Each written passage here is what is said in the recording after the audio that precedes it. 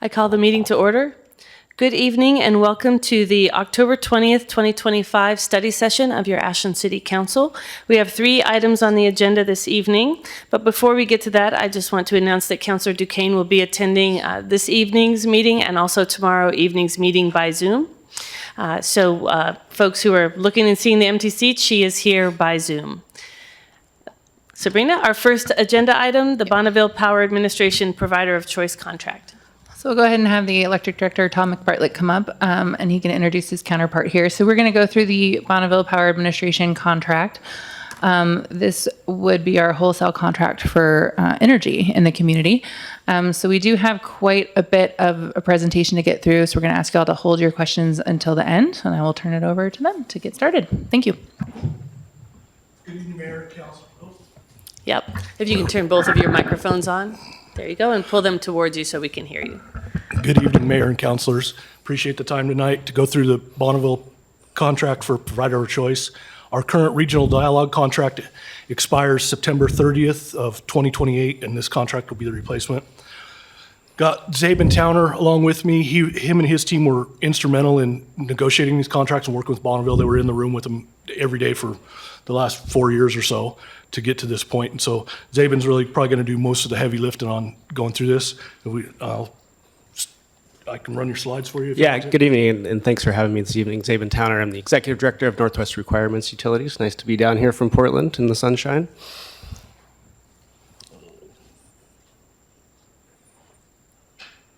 See those all right? What's up? Great. So again, Zabin Towner from Northwest Requirements Utilities. You can go to the next slide, Tom. So I'm going to cover just very quickly what NRU is, give you a little bit of background. I'll talk about the value of Bonneville Power, sort of why you want to purchase your power from Bonneville Power Administration rather than other potential sources. And we'll talk about the new contract sort of in context with your current contract.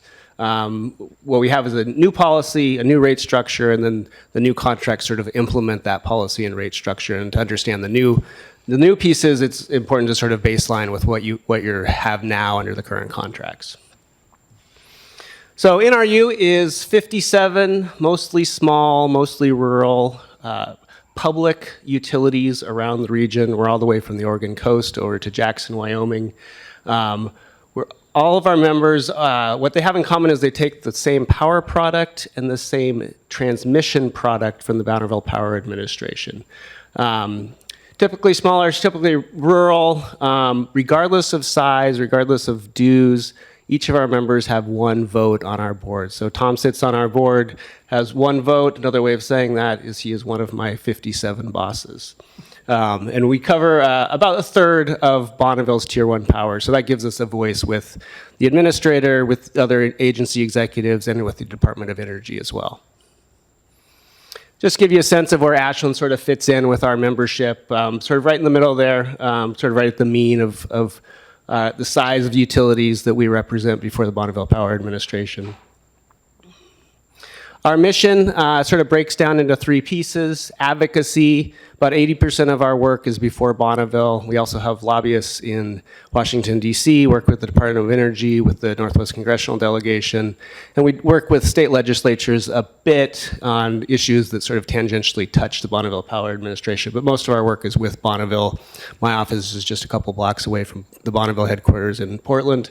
We also do education, both for our member utilities and for other stakeholders in the region.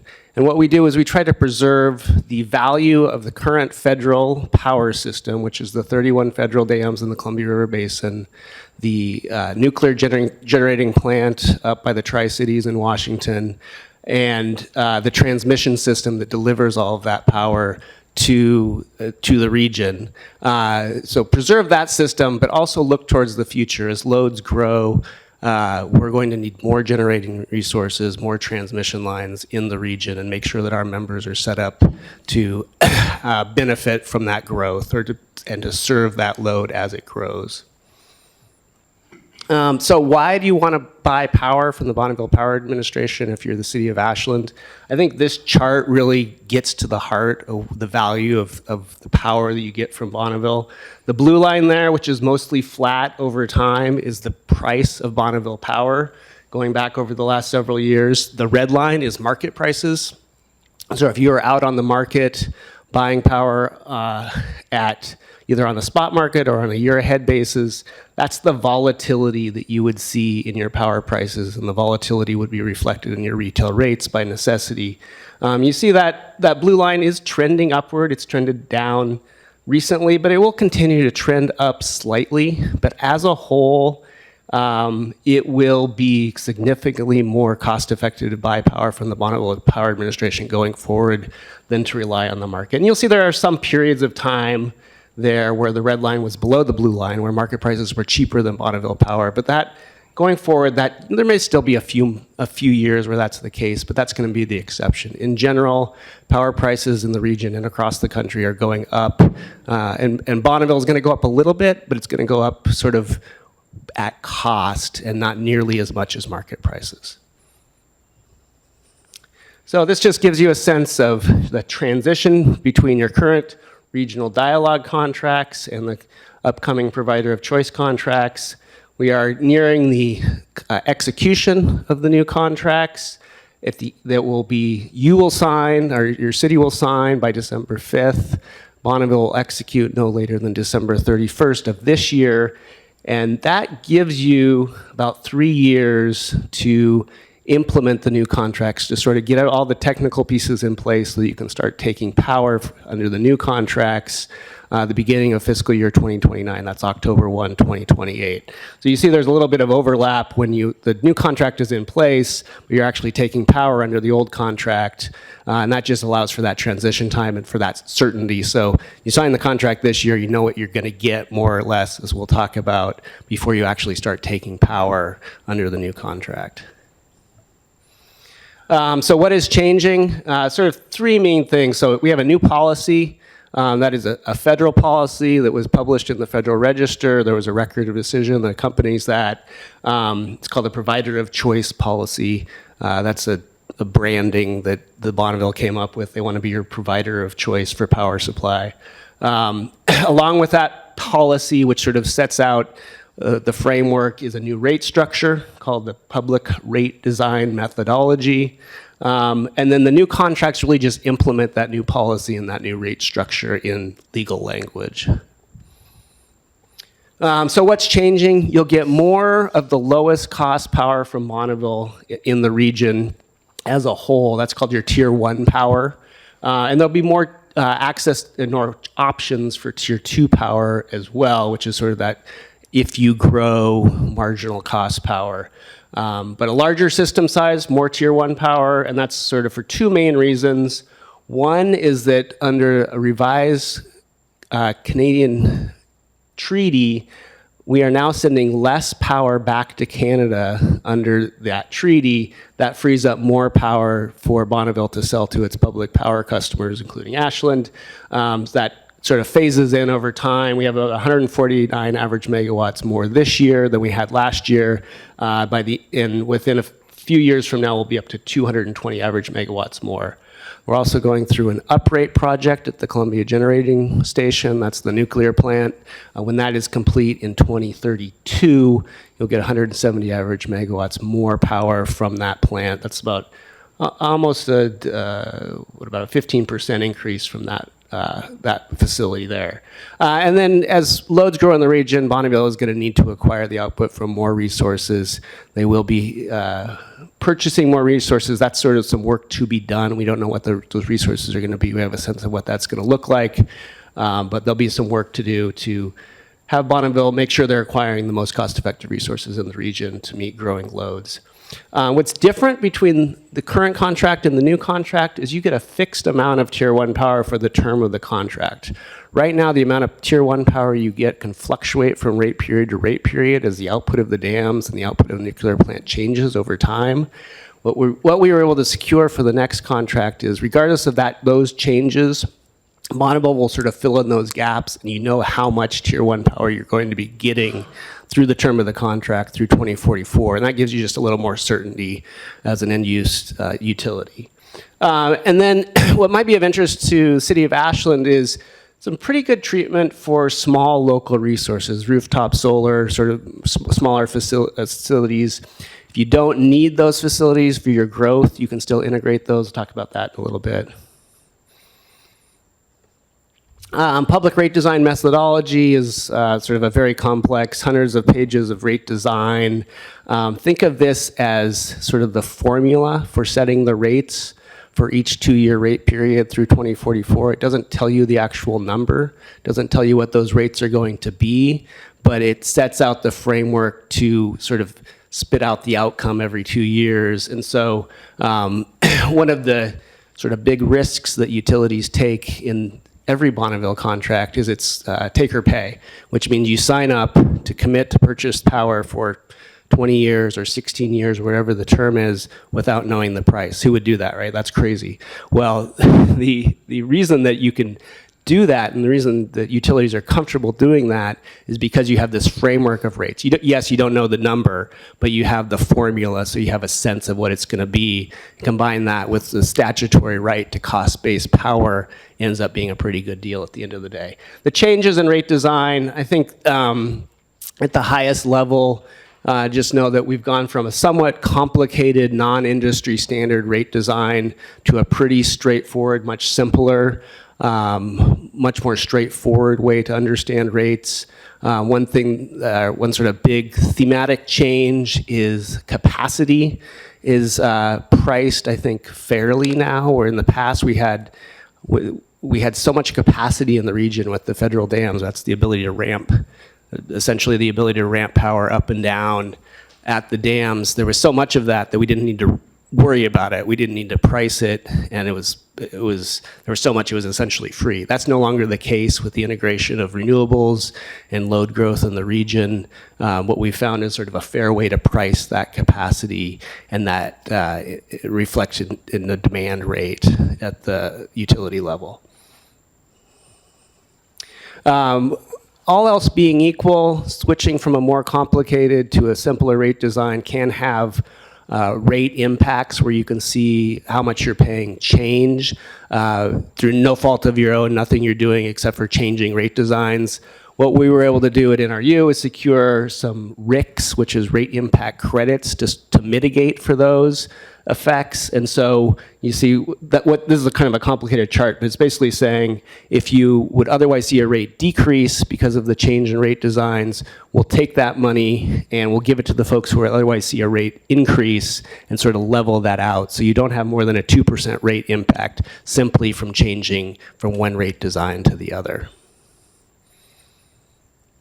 So if we get into the contracts, the most basic level, what these contracts do is obligate Bonneville to serve your load, and that's on a load following basis. So as your demand within the city of Ashland goes up and down throughout the day and throughout the month and throughout the year, Bonneville will adjust its system accordingly to meet that demand, whatever it is, through time. That's on an hourly basis throughout the year. And that's sort of, I would say, one of the most valuable pieces of this type of contract, where you don't have to go out on the market, you don't have to regulate that energy use. Bonneville does that for you, along with all the other 100+ load following customers that it sells power to. And then Bonneville is responsible for managing those resources and managing system reliability on a regional basis, which translates into the power supply for the city. Your obligation, you do have some load forecasting obligations. You have to provide data. You need to decide how you're going to serve your load growth if your load growth does grow within the city. And the forecast, we'll talk about this in a second, your load is pretty flat going forward, at least through 2035. And I've talked to Tom about it. Sounds like that's probably pretty accurate. But you do want to think about if your load does grow in the future, how are you going to serve that load growth? It sounds like you're probably unlikely to get an AI data center within city limits, but you may have some organic load growth that you want to think about. And then you have to pay your bill every month. So what is improved in this contract from the current contract? I think there's a few things to talk about. One is, I think, better treatment for small, local, non-federal resources, non-Bonneville resources, and that might be something that Ashland is interested in taking advantage of. You can add unlimited small resources in this contract, up to 1 megawatt nameplate, without any sort of tracking requirements in the contract. And that actually applies to your current hydro project, the Reeder hydro project. It actually shows up in amounts in the current contract. It will not show up in the next contract. So it's kind of a nice benefit. Tom doesn't have to worry about that on a day-to-day basis. And that will apply to any new resources as well. You can also add up to 5 megawatts of nameplate new resources, even if you don't have load growth. My sense is that a new non-federal resource is not going to be cost competitive with Bonneville Power. There's not really a financial reason to do that. Bonneville Tier 1 is going to be the cheapest resource, but there might be some local reasons to do that. There might be a solar facility or some other facility in the area that for political reasons or for local community reasons you want to add to your system, and this contract allows you to do that. Product switching, probably not something that applies to the city of Ashland, but you can switch between that load following product and other products a little easier under this contract. And then there's some simplified ways that you can serve that above contract high watermark load. That's your load growth going into the future. We still have some work to do under this contract. I talked to your city attorney earlier today, and she knows there's a lot of blanks in this contract, and that's intentional because there's still a lot of things that are uncertain. These are sort of, I would say, around the margins from the perspective of a utility like the city of Ashland, but from our perspective, work to do on resource adequacy at the regional level. Bonneville has joined a day-ahead power sales market. There's some details to be worked out around that. Renewable energy credits is something you'll be interested in. We'll be setting up that market at the Bonneville level. Tom will be going into Regis on a periodic basis, checking that need.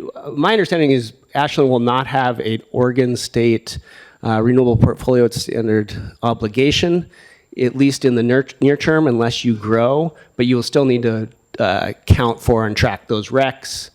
And then if you were to get some huge load in your service territory, there's some provisions in there that will need to be worked out. One thing that does apply to Ashland, sort of similar to the way it applies today, is transfer service. That's the transmission service from Pacific Power to get the power from the Bonneville transmission system through the Pacific Power system to the city of Ashland. That's simply as think of it as a cost-saving measure using the Pacific Power system rather than Bonneville building the lines to the city. That's worked out historically very well for transfer customers. It essentially continues as is into the future. And I think that can sort of be considered a very positive non-change for the future. If your load does grow, several options on how to serve that load growth beyond that tier 1 lowest cost power. I think for your purposes, what I would recommend is that the city sign up for the tier 2 long-term rate, which is going to be a sort of a straightforward average lowest cost option over time as your load, or if your load grows. There's some flexibility, as you see on the right there, the flexible options. You can take power from a certain resource. You can develop your own resources to serve that load growth. You can have some flexibility on a rate period by rate period basis if you want it. Most likely that long-term option is going to make sense for you. That averages in some of the extra power that's available from the existing resources, from the dams and from the nuclear plant, and that makes that's going to be the lowest cost option for you going forward. And that's just what these different options look like on a sort of a chart basis. Again, different options, you're sort of trading off cost, reliability, for flexibility with each of the different options. Probably don't need to think about that till at least 2035. And then if you are interested in non-federal resources, something beyond Bonneville, the basic trade-off is you get control over those resources from a utility perspective or from a city perspective. You can control your costs, you control your environmental attributes if you want to go with a renewable resource, but you take on the risk, the price risk and sort of what we call the dry hole risk, which is you could invest in a resource that doesn't show up or doesn't end up producing power. And different utilities have different risk analyses to decide whether they want to take on that project of developing a resource beyond what Bonneville is providing for you. This is just sort of touched on this already, but these are your load forecasts going forward. As you can see, that Tier 1 power is projected to serve your load through at least 2035, which is as far out as Bonneville forecasts go. You're not projected to have any above high water mark load growth, so you don't need to worry about that Tier 2 option or that how you're going to serve that, assuming that continues to hold. And we always say the only thing you know about load forecasts is they're always wrong. So that could change. There could be, something could change within the city that would lead to load growth, but at this point we don't see that, and Bonneville does not see that.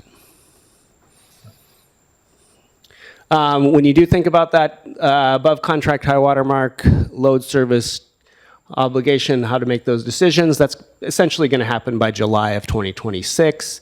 So that'll sort of be the next step in our process after we get these contract signs at the end of the year. Sort of zooming in, if you go to the next slide, we are looking at short-term timeline for executing these contracts. So Bonneville has made the offer to City of Ashland and to all its other public power customers. You have until December 5th to sign the contract. And then Bonneville has said they will countersign contracts as they come into them. So you have a little bit of time until December 5th. What I have been recommending to all NRU members is that as soon as you're able to go through your process at the city or at your utility, you go ahead and have your city administrator sign this contract as soon as you can. That gives you not just a statutory right to this power from Bonneville, but it gives you a contractual right to this power from Bonneville. And we are seeing some interest from the current administration in going after this power, using the power from the dams and the nuclear plant for something else besides serving public power loads. Now, we think that's illegal. We don't think they can do that. But it doesn't hurt to lock up a contractual legal right to this power before they try to do that, and to stave off an attempt to do that. So bottom line, probably pretty clear from now, we think this is a good deal. It's nearly carbon-free power. It's not 100% carbon-free. Even though all of Bonneville's resources are carbon-free, Bonneville does go out on the market and purchase what's called balancing purchases. There is assigned some carbon content to those balancing purchases, whether or not they come from an emitting resource. But it's about, depending on the water year, it's 90 to 97% carbon free. It's low cost, it's stable cost, and it's a significant benefit to the city of Ashland to sign these contracts.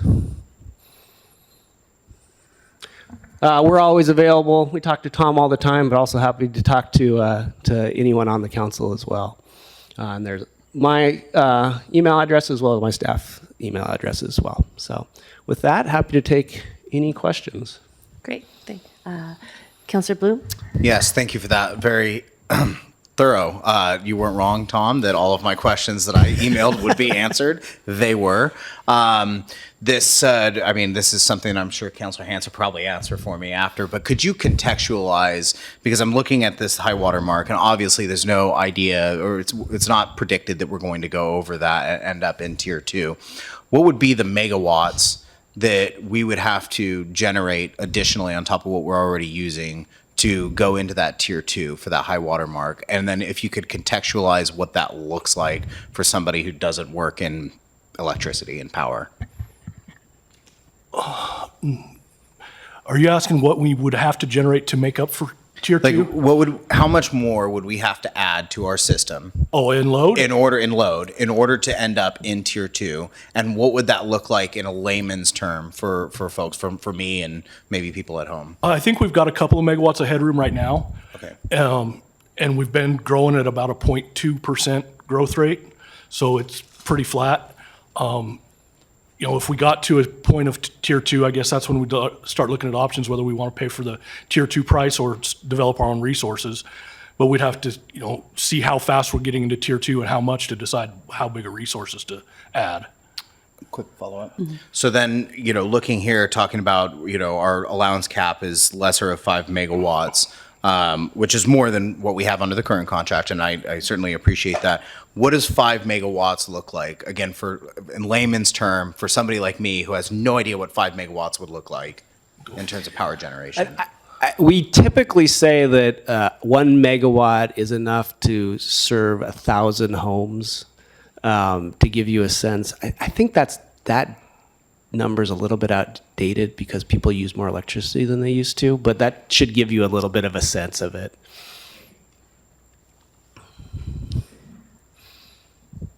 Councillor Kaplan? Yeah, thanks. So I have a couple of questions, and you answered them, but I want to make sure that I've absolutely got it, Zevin. So you said, I think that your terminology was unlimited non-federal resources less than 1 megawatt. So that means, in answer to Councilor Bloom's, implicit question perhaps, is that if we all of a sudden grow a lot of load, a lot of demand, we can serve that ourselves without going to tier 2 power as long as we can add less than 1 megawatt nameplate systems. And currently, we don't have a single solar system. We've got 6 megawatts of installed capacity, and not a single one of them is over 200, I think. Is that right? That's 200 kilowatts. That's correct. I So think one of the 5 ones I'm times- working on at SOU might be, but I Right. don't think it's built yet. Not built yet. So we could do 5 times that size if we could find places to put them. And that's our issue is going to be where to put that sort of load.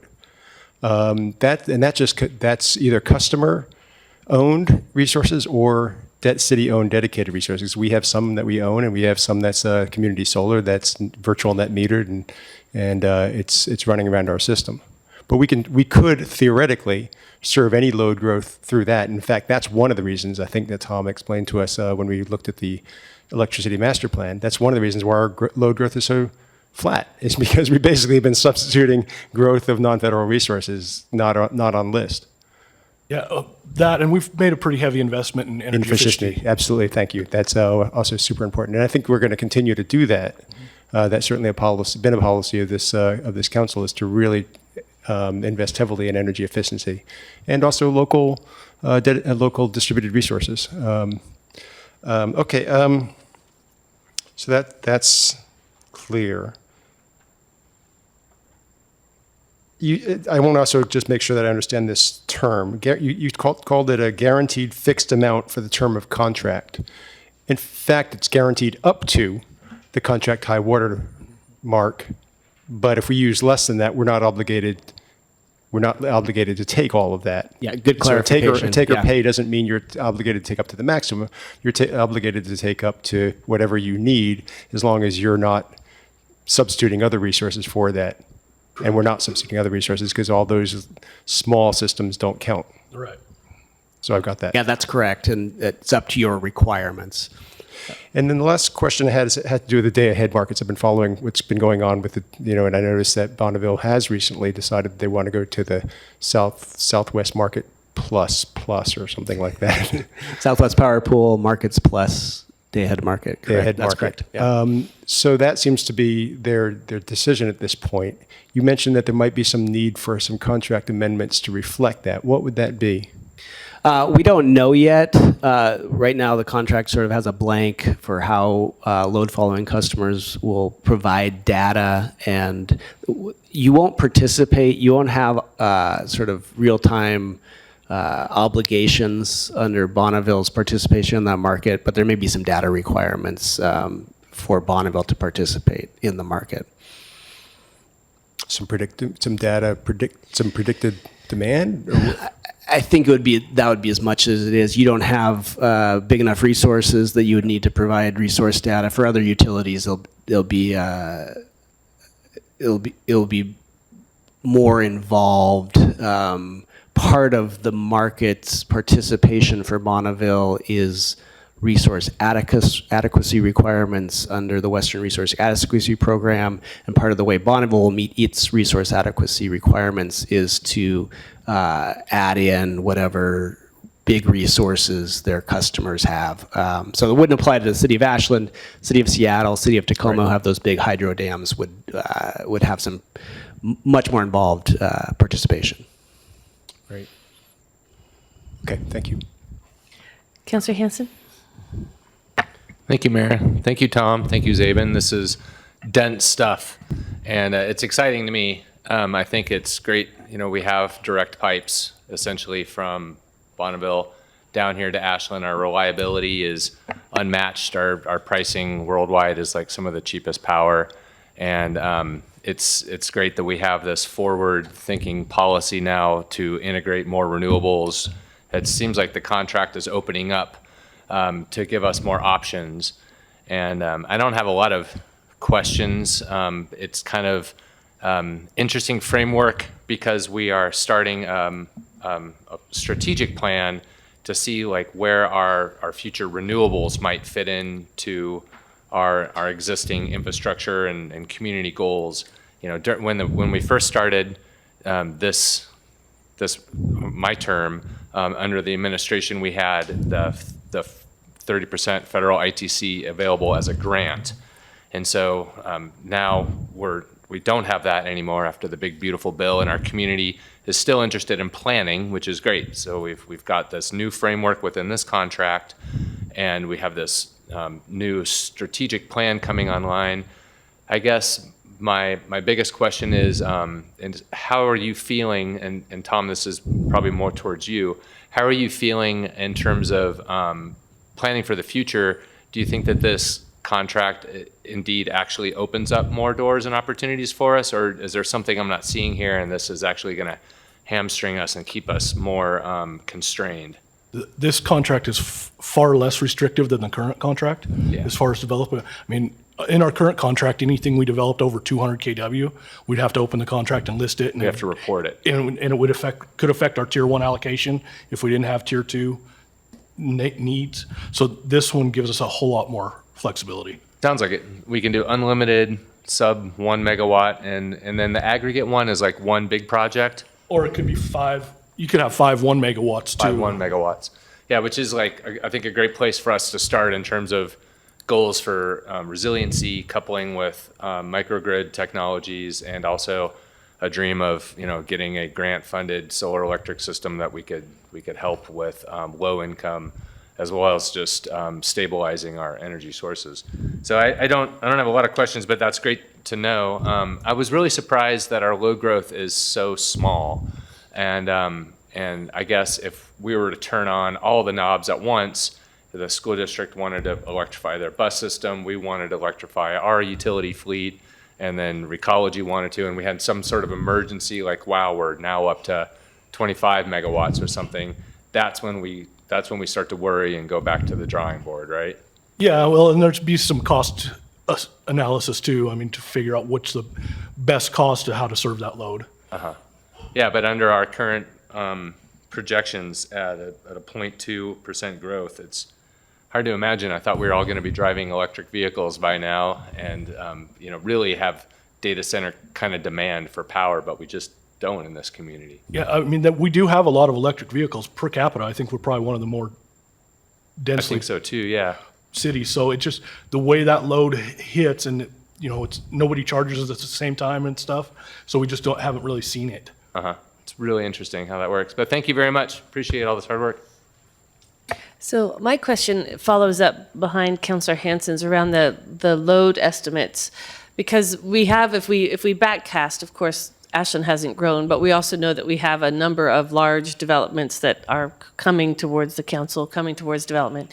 And then there's a continued interest in and movement towards electrification. So in that sense, is there a process that we should have in place, or that you would bring to the council if you start to see that line diverge from the growth estimates, the load estimates? How would we know that before we were in a situation? Because certainly if we're going to develop alternative resources, we need a long runway on those as well. So how do we bring this sort of to the ground in terms of how the world actually shakes out over the next 5, 10, 15 years? I would say the first place would be with our BPA forecaster, who I work with at least once a year to look to move those projections out. And they would probably bring it to my attention first if they saw it coming. But I work with them on, at least once a year, and we talk about any development that I see, that anything that's going through planning, all that kind of stuff, and they add that into those forecasts. Okay, great. Thank you. Councillor Dale. Thank you, Mayor. Thank you both very much. I appreciate this, and thank you for all your hard work on this. So you had talked earlier about having to purchase, potentially BPA purchasing power from other entities when load reaches a certain limit that they can't provide completely hydroelectric power. So, and you'd also mentioned that, which I agree with, there's a huge growth, has been for the past 10 years, of data centers in the Boardman, Umatilla, Moses Lake, so forth. So what are you seeing as far as BPA and the exponential growth of the energy needs for all of these data centers? Will that affect the amount of power that Bonneville will need to purchase from other entities, potentially not, we'll say, renewable? And how does that affect us relative to REX or what we would consider towards our initiative, our climate initiatives here? How is that possibly affecting us? Yeah, it's a really good question, because that growth is at a regional level, it's really high, right? But it's really disjointed. It's in some places and not others, and it's not in the city of Ashland, but it is in Umatilla County. The design intent behind tiered rates, and I think it works effectively, is to insulate non-growing utilities from the effects of that load growth.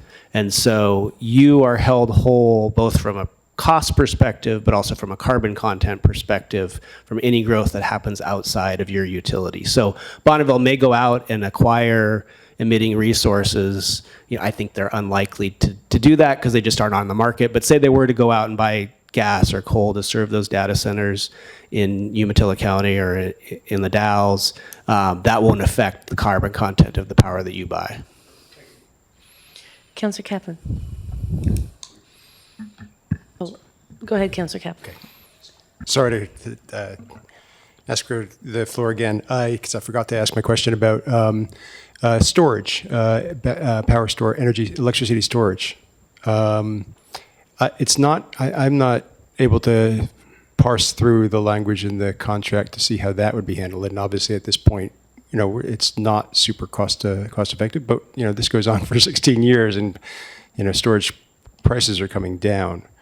How should we be thinking about storage, energy storage, in this context, protecting us from? I'm thinking about protecting us from tier 2 rates and taking greater advantage of our own distributed non-federal resources. I can touch on that quickly, and Tom may add to it.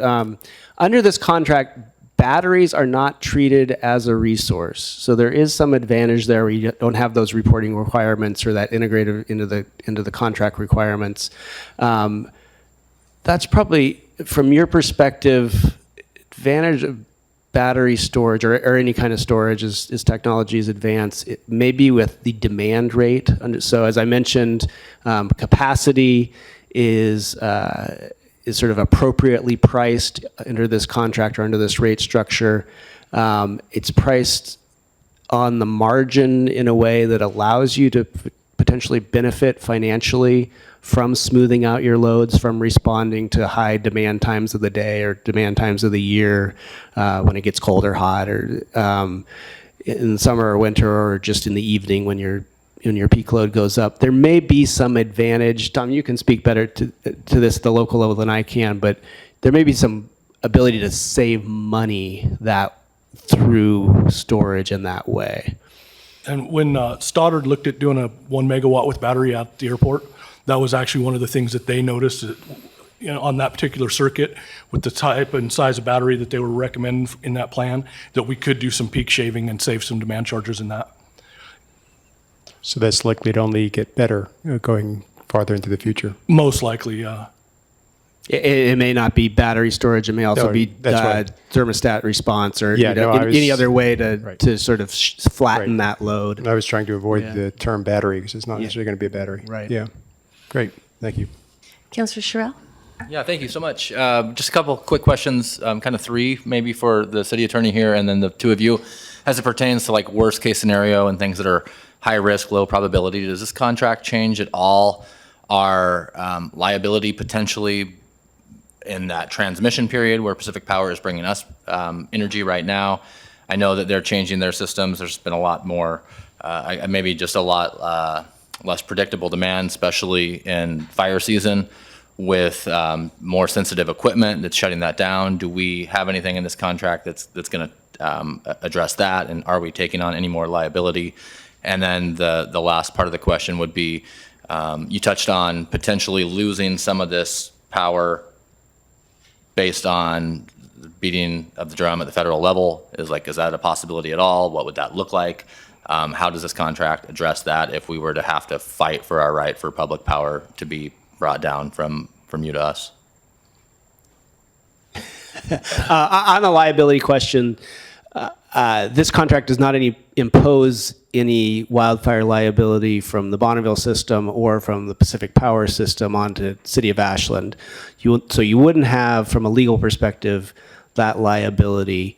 The caveat to that is that Bonneville's transmission and power rates are cost-based. And so if something happened on the Bonneville system in particular, less likely the Pacific Power system, that imposed liability on Bonneville, and that was a cost liability, you would eventually see that in your rates.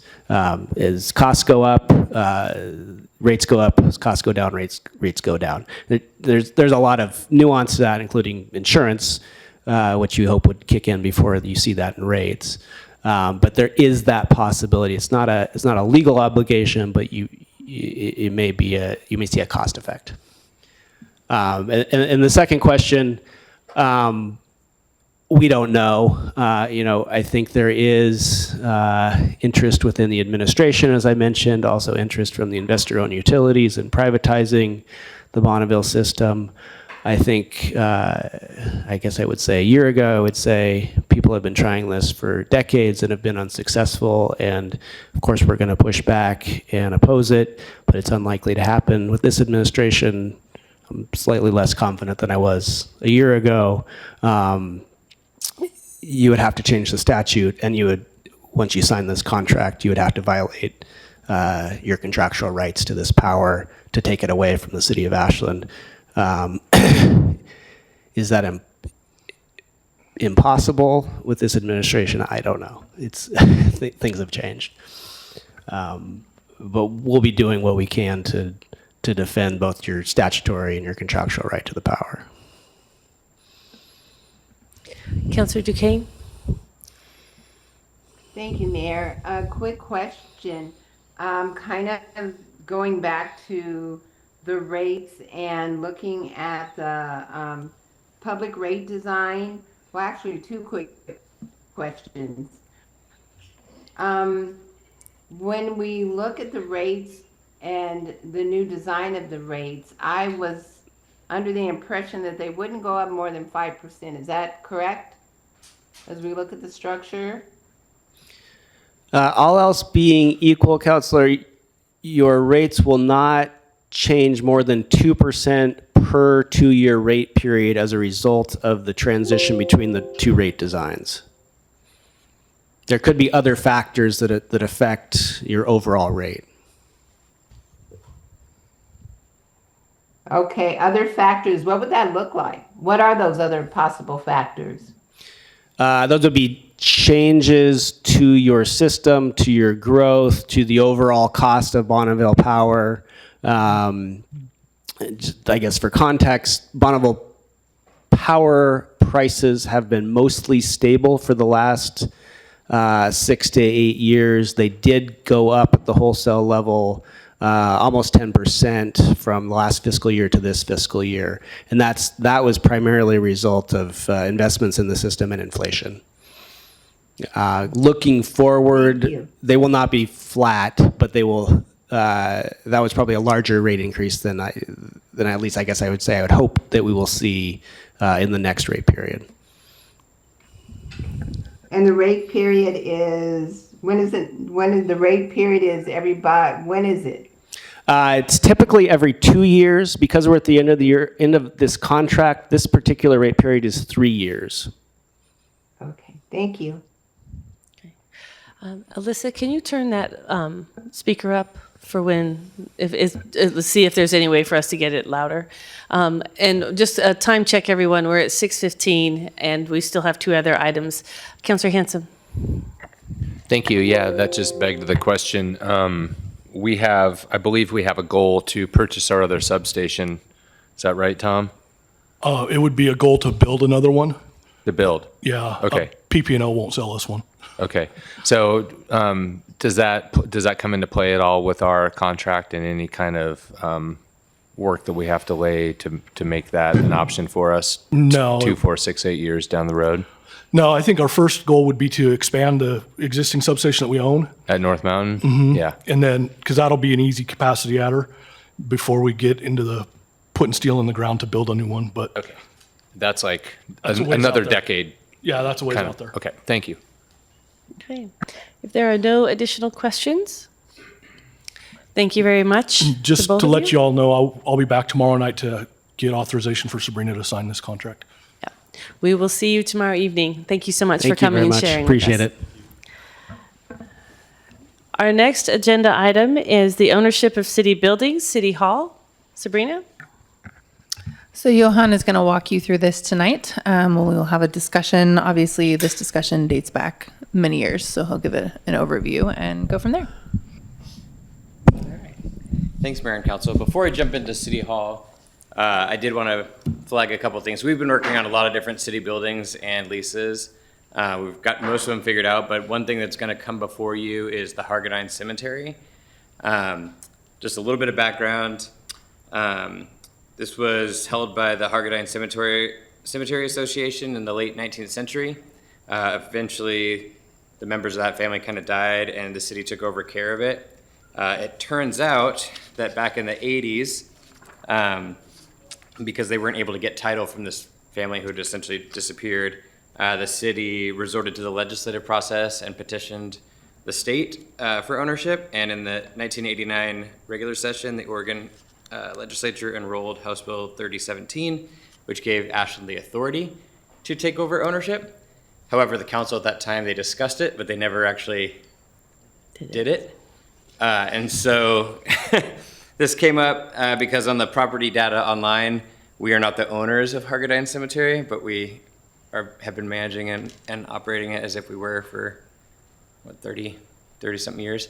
So we're going to put it on consent. There's a statute right on board, but just to basically a resolution taking ownership of that, and that should clear up that issue with the county.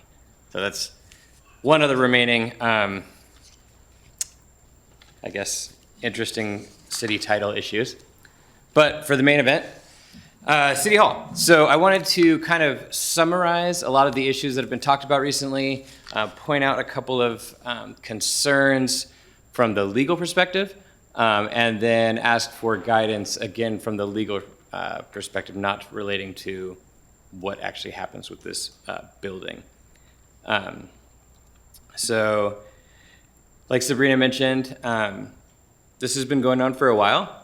So I'm going to give you a summary of the history of times it's come before council, a summary of council action, and then some of the building specific issues, and then how those issues lead me to have some concern relating to risk. So the City Hall building, when we talk about this building, it is almost 7,800 square feet. It currently has 13 employees from admin, human resources, the city recorder, and the city attorney.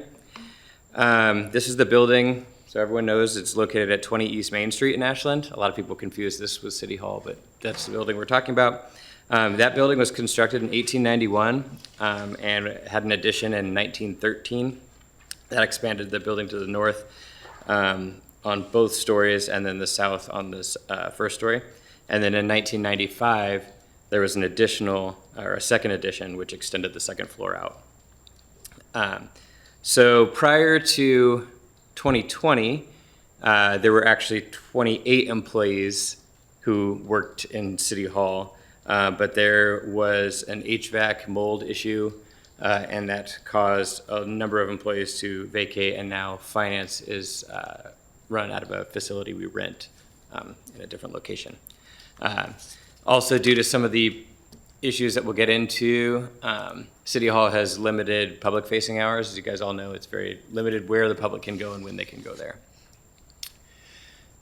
So, some clarifications with things that have been discussed recently. So, the deed property boundary, the language of the deed is pretty unambiguous and it has a very clear description. This is going to be a quote. It's the parcel of land situated in the town of Ashland, Jackson County, state of Oregon, and known on the official maps of said town as the Plaza, and bounded by blocks 1, 2, and 3 and the Ashland Flowering Mill lot. So on this slide here, you can see the map of the town of Ashland on the left. On the right-hand side with some highlighting, you see blocks 1, blocks 2, and blocks 3. And then it's cut off, but the Flowering Mill lot is that lower section there on the map on the right-hand side. So that red portion is the deeded property boundary that's subject to the reversionary clause, which is what we're going to talk about.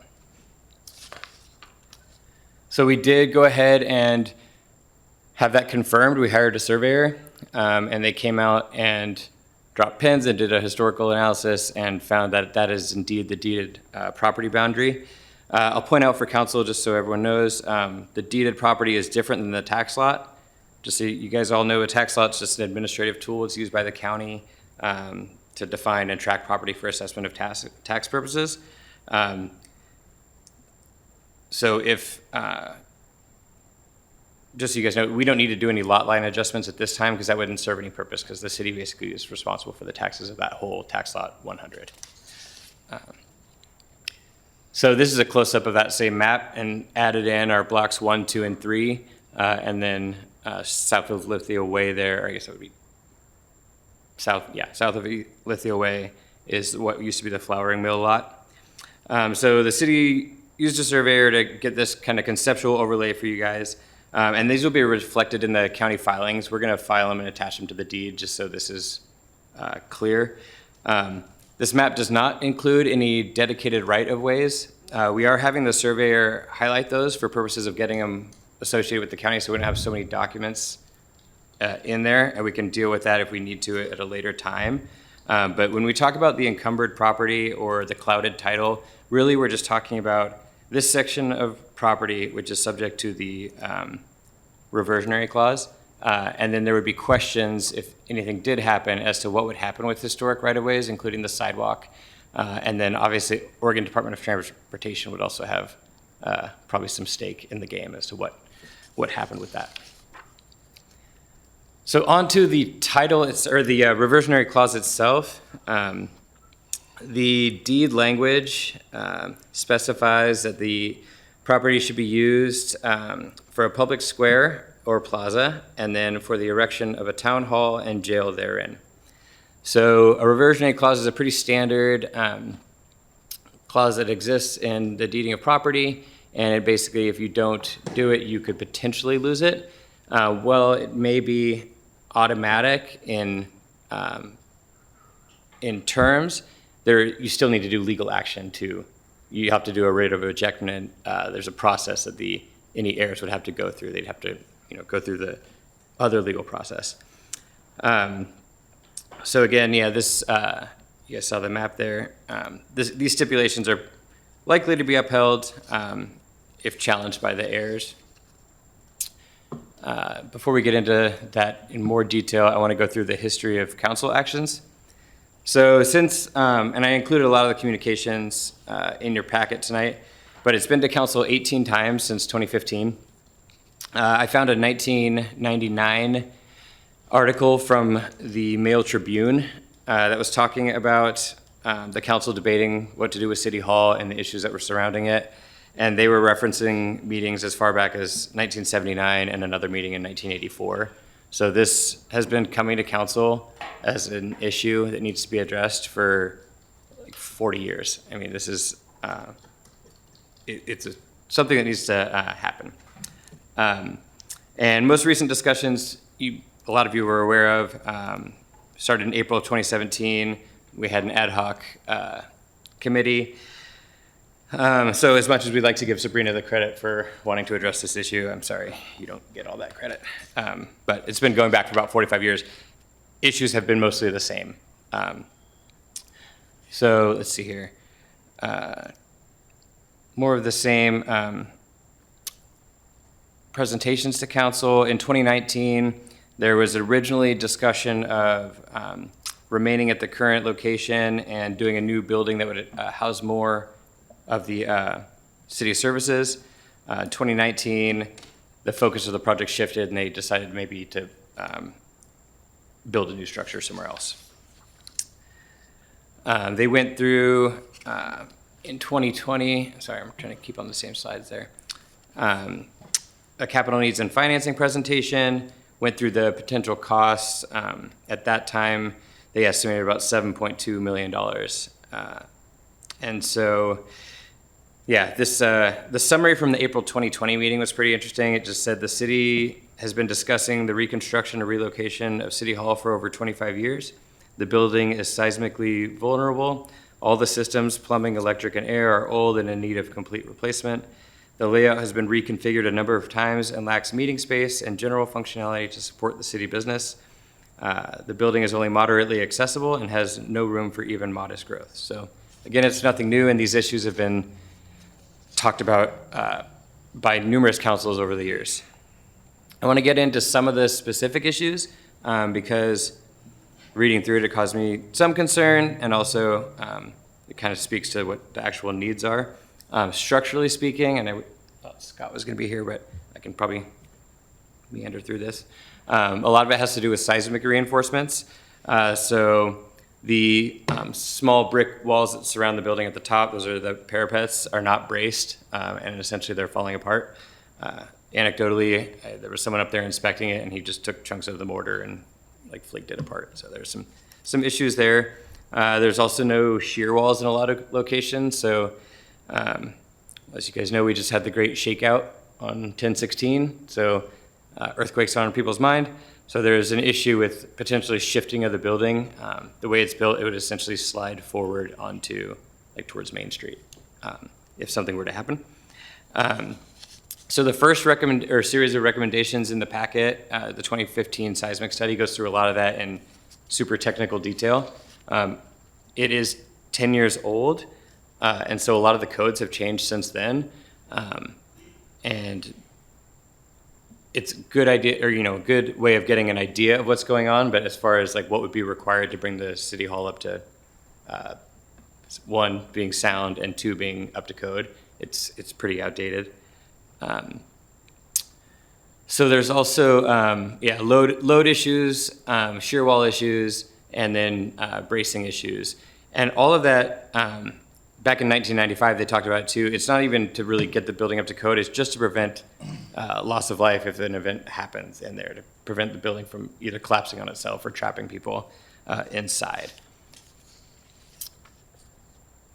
So each of these successive studies that we included identified like a broader scope and a higher standard for repair. A lot of them touch on retrofit requirements, and unfortunately, they reflect like a significant increase in cost, just given the amount of time that's passed. There is no analysis that I saw, though, as to general Oregon building code standards. And obviously, if they wanted to retrofit the building, they would have to meet those standards. So again, the costs that are put in there are going to go up significantly. just to kind of like break it down as far as like what people were looking at. Structural improvements back in 1994 looks like, around 325,000. In 2015, just for structural improvements again, 1.36 million. And then in 2016, they did an overhaul to see what would it take to bring it into the compliance back then, and they were looking at about $8 million to $20 million. So while the building might have, some value, it's also a potential money pit, but that's for you guys to talk about and not for me. I put in there, additionally, within 2023, they kind of reapproached some of the upgrades that needed to happen. In this one, they actually included ADA upgrades, which was great, but it was looking at about $8.2 million to get it to usable and meeting the codes at the time. Non-structural building issues. The roof is beyond useful life and needs replacement. HVAC is beyond useful life, needs replacement. The electrical system needs to be studied, so it's quite old, and they need to get someone in there basically to look for infrared and see if there's any hotspot issues, if we have potential fire risks, or if any places are overloaded. And then it almost certainly does not meet current building code. I know that since that 2016 feasibility study, there's been a significant number of code changes, which is going to get us into potential risk. And I'm just going to kind of touch on this a little bit. I don't want to get into too much detail because with all risk, it's one, dependent on someone withstanding and an incident occurring, but two, we could forecast for years as to all the possible ways we could be at risk here. But the known structural dangers, it's been known since the 90s, and that creates a lot of risk, both under the Federal Tort Claims Act, Section 1983, because the people in charge are aware of it and are disregarding it. That could open us up to some concerns there. And then the ADA, like I mentioned earlier, it's not generally open to the public, but there would be significant accessibility issues if we were to try and open it up to the public, because everything from the door width to the changing in levels, there would be significant modifications that had to be made, the restrooms. That also could be a concern for employees. So it hasn't yet to be an issue, and we've been able to accommodate employees that needed to work in a different location, but it would be difficult to accommodate an employee at City Hall if there were certain accessibility requirements. State building codes, or I'll stick on the liability for a minute. Also, Oregon Tort Claims Act, so negligence, if something were to fall off the building or if chunks of the building were to fall on persons or property, we could likely have a negligence suit, and then actions under OSHA or BOLI could potentially come that way. State building codes, HVAC and electrical, you could be potentially looking at unlawful employment practices. So under ORS 654.010, every employer, including public entities, must furnish employment at a place of employment which are safe and healthful. We did take care of the HVAC issue, to my understanding, that was causing potential mold and respiratory issues for people. However, the system is still very out of date. We have very hot summers, we have very cold winters. There's things that need to happen that could potentially lead to employment lawsuits. The roof, we had a lot of snow last year. Was it last year? Very recently, we had a lot of snow. Things like that cause me a great concern, especially when I look around our valley and I see high school gyms and roofs collapsing and that sort of thing. So potential issues there.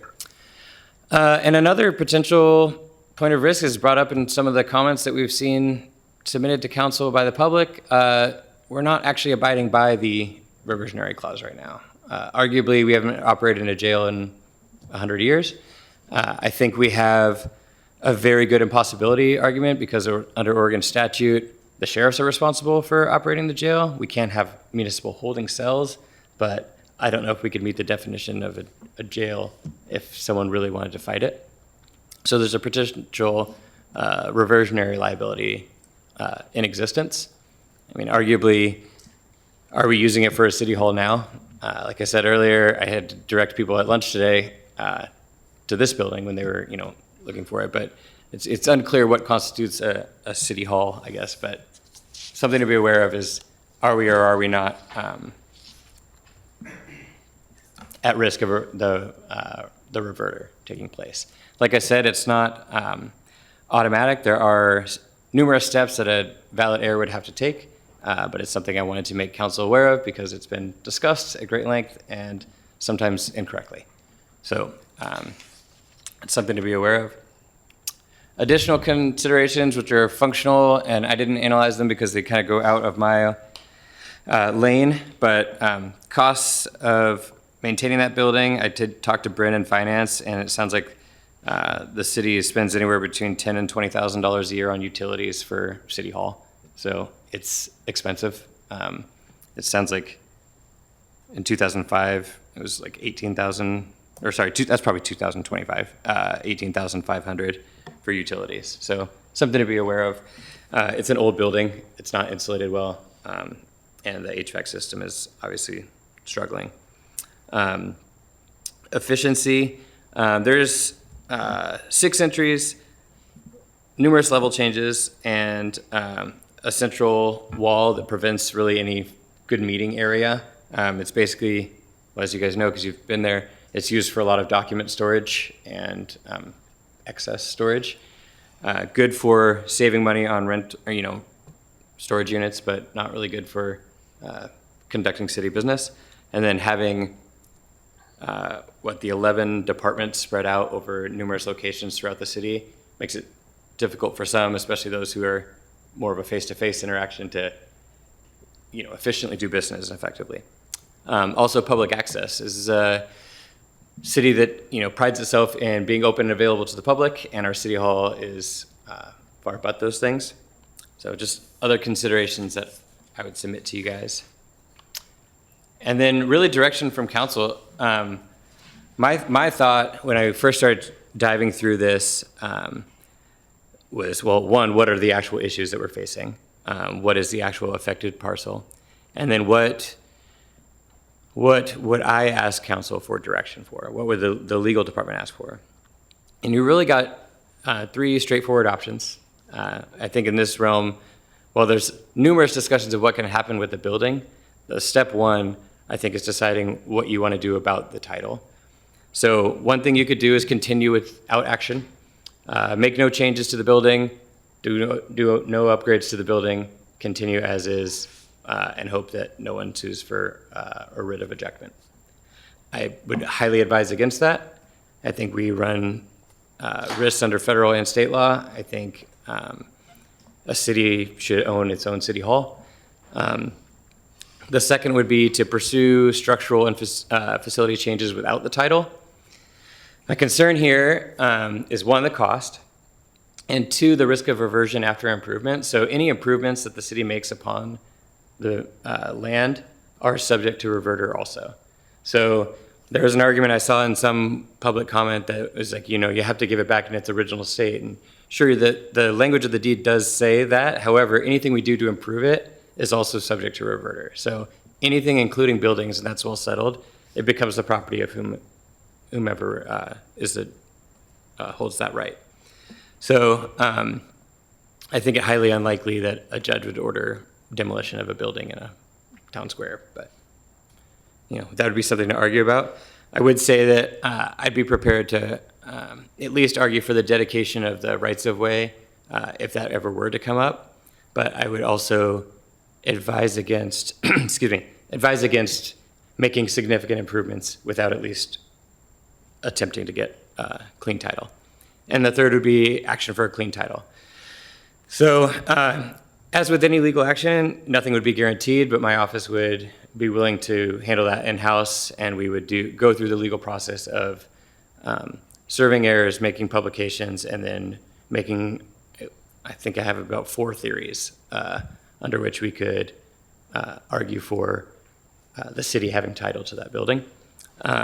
If a clean title would be secured, again, there's no guarantees, then council could provide direction as to what they wanted to do with the building, whether that be upgrade it, use it for something different.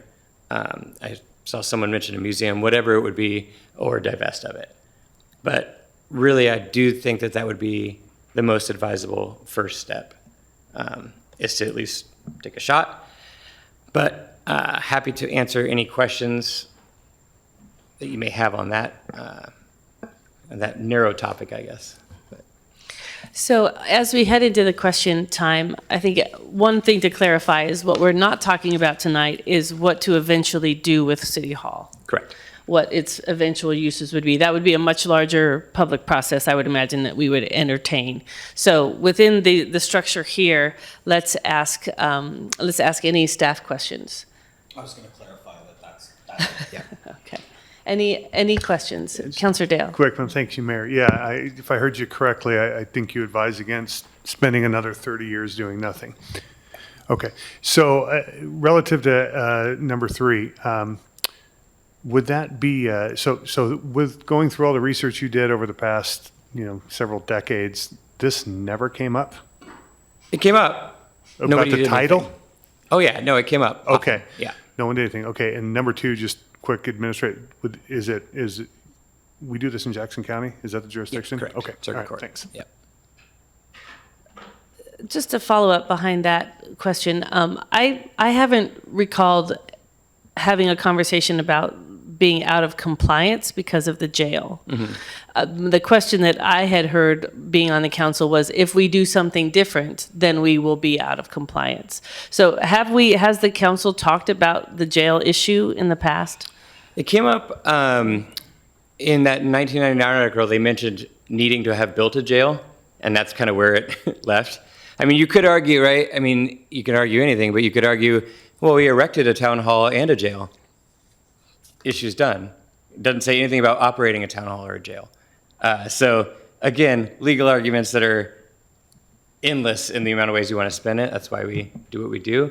But I think, providing advice to you, I think it would be a concern I have if that came up. Is the language of the deed intended to have an operating jail and city hall? Councilor Sherrill? Yeah, just point of order, Mayor, does it have to be a question? A question at this point, yes. At this point, we can't give direction. We can't. Not yet. We can't say. We'll okay. get to that point. Just a question on the, I guess the assumption of how we operate it today. Now that we have city staff there, 11 members, we also have police parking. We have a couple of police officers. I don't know if there's a cell there that holds people. In your legal opinion, are we operating it per the agreement as you understand it currently? I think there is risk. I think there is a potential that we would face a challenge if someone wanted to. I'm not saying, I think I could make an argument against it, and I would go to the mat for it, but I wanted to let you know that by the plain language of the deed, I think there is risk. We don't use that. There is a jail door in one of the rooms, and it currently holds cleaning supplies. Okay. And second, can I get one more, Mayor? May I? Yes. And then the second question would be, if we are to pursue title through a couple of different avenues, I know there's a couple of different ways we could ask for it. Would it be in our best interest as a city to have a plan with what we intend to do with it if we go to the heirs with the exceptions that we're asking for? I don't think that's necessary. I think it might be, one, putting the cart before the horse, but two, it's a process, and it could take a significant amount of time. Obviously, we would hope it moved quickly. Stepping back a bit, we did have a genealogist do a fair amount of research, figuring out who we could trace back lineage-wise that would be a potential heir. So there's conversations that could happen in advance of that filing. But I think that there's enough time in between the initiating of the action and having a clean title in hand. I think it's always a good idea to be discussing what possible things would you want to do with it. And I know, there's going to be a facilities master's plan, and it would be helpful to have at least an idea of which direction council would like to head at that point. But for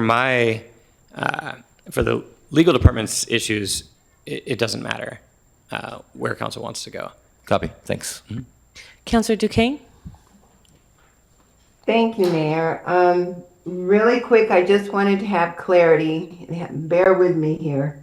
So looking at 1 and 3, when I look at 3, if I heard what the mayor said correctly, it says action for title. So that means looking at the action for title, if it is secure, this is the question. Right now, tonight, we are not saying, yes, go and do this, and this is what we're going to do with it.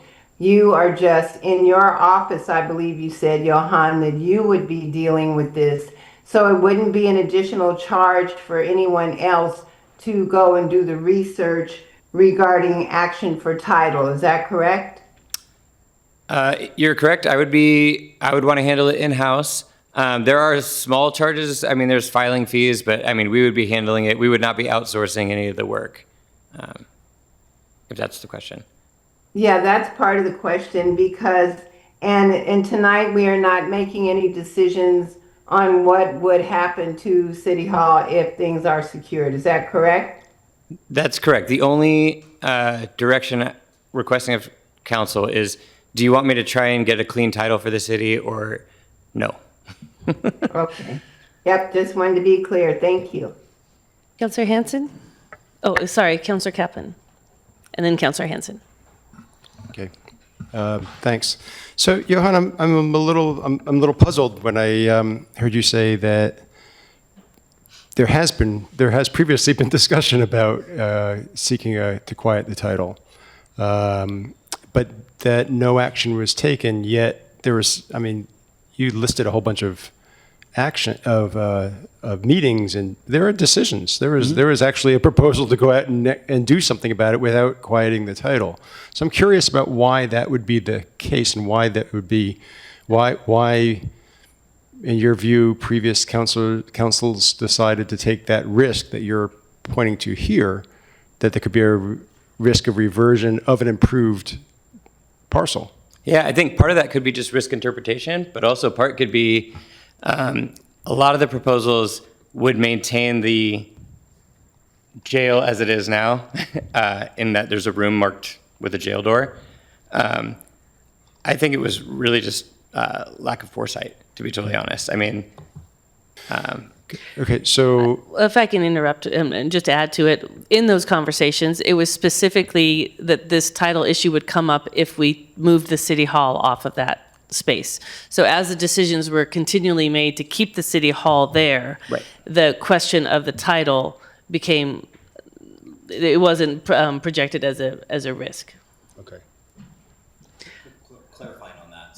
Sorry, Councilor Hanson, but Go ahead, Councilor Bloom. yeah, I'm just curious how that wasn't a consideration because we're hearing that any improvement done still risks reversion. So you think that that would have been a consideration of that council, right?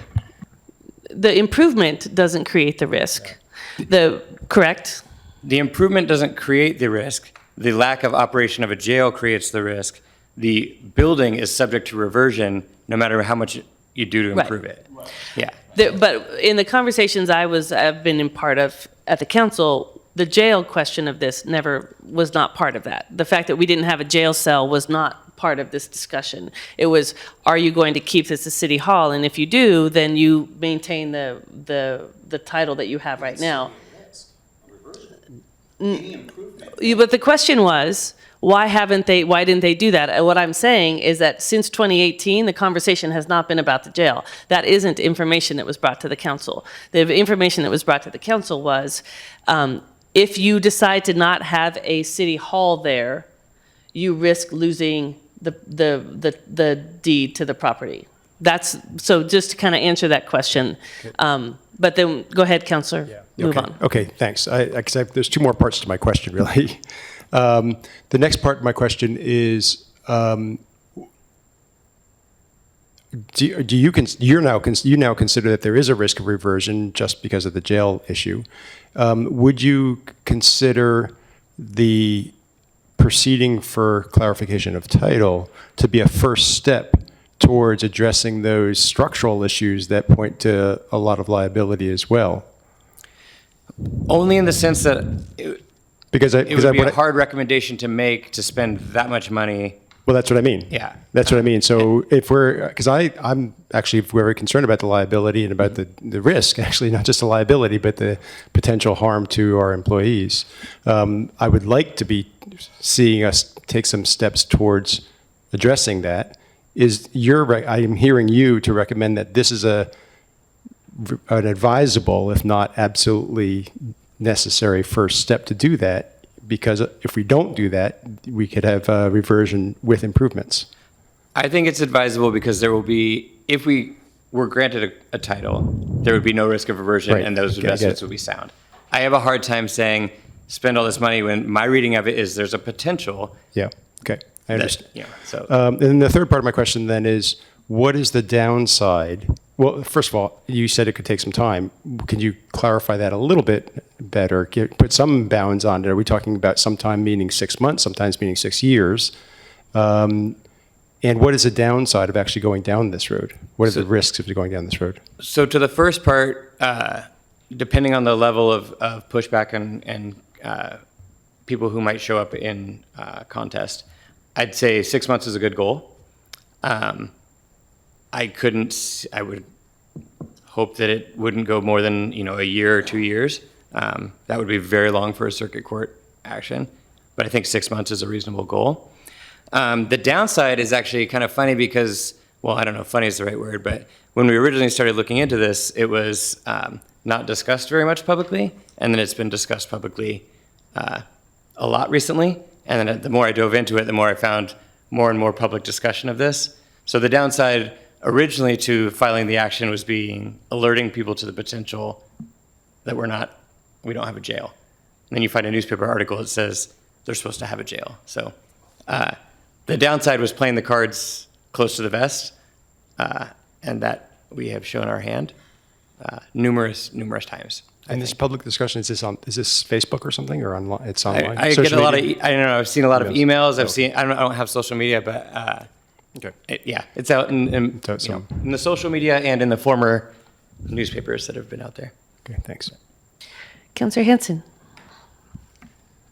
Thank you, and thanks, Johan. So my question was about timing and crystal ball and estimations, and I have been through planning actions, and my little experience has taught me it always takes a lot longer than you think, and I'm leaning on your expertise here, and I heard you answer the question, but just want to take another bite at the apple. So there's potentially 6 months is a great goal.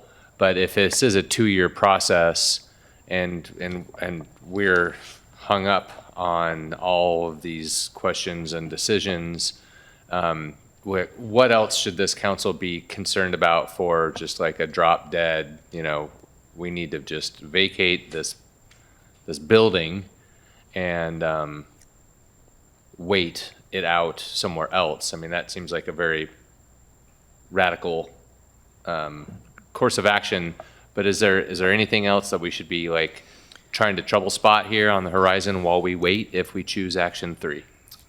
Yeah, I think the nice thing about handling it in-house is you'll, one, have someone working on it constantly, but then 2, be able to provide regular updates.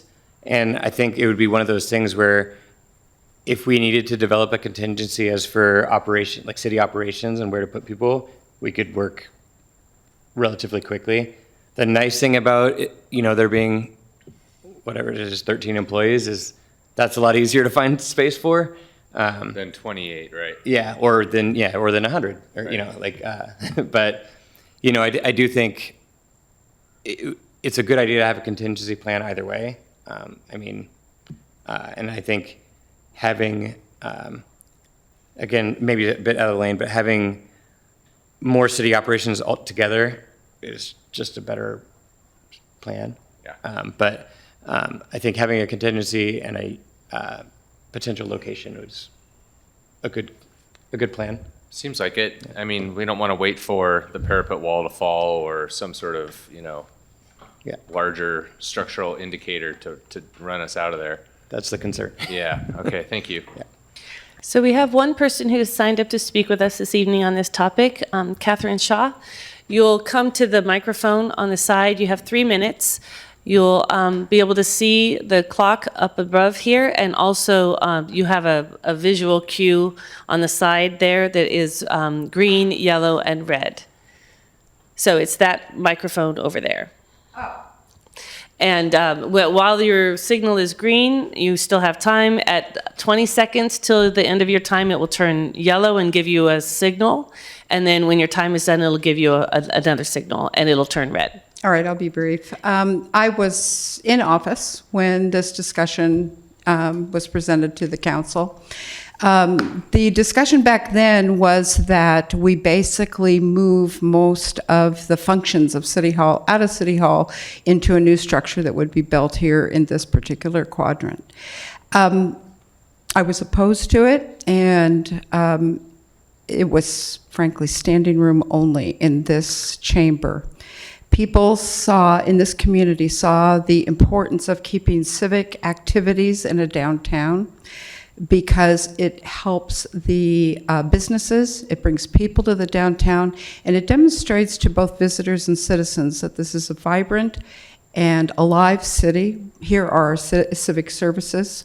You can see them, you can walk by them, you can visit your elected officials. In that case, me, I was there 40 hours a week. And people could drop in and see me at any time. And people felt that was very important. One of the things I got out of the research that we did was that the land was dedicated to the city of Ashland for the purposes of constructing a city hall, and I don't think it was actually called a city hall, but a town center or something like that, and a jail.